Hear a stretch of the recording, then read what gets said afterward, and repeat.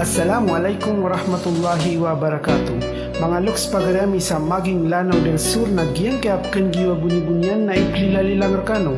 Rakman angga mangursi da timbang panumblayan ampuan ami kandidato perman para sa konsyal sa maging Lanao del Sur. Number 9 sa balota.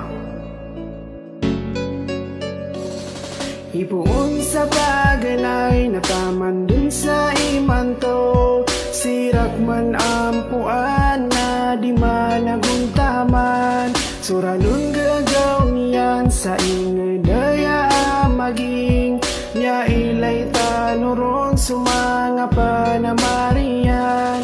Ininggulala niyan sumapiya agay lebeg ay pagkapiya ay ngedaya maging si Rakman ampuan na kiyasari gantano ko kapag usuro mga bangsa niyan.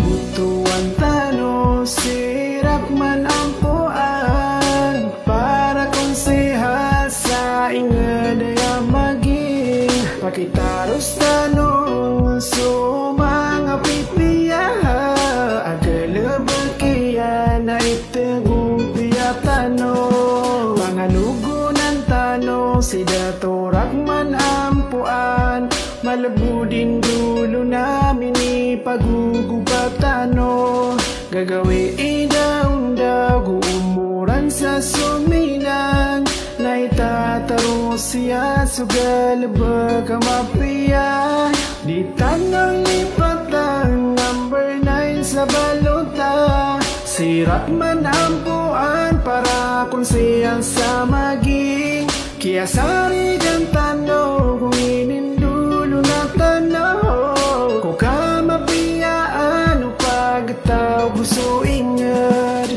Butuan tano si Rakman ampuan para konsehal sa ingedaya maging pakitaros tanong so mga pipiya agalabag kaya na itegumpia tano.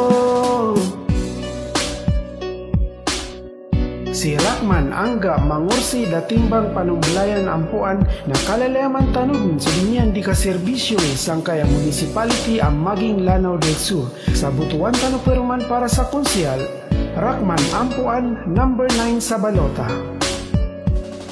Di tanang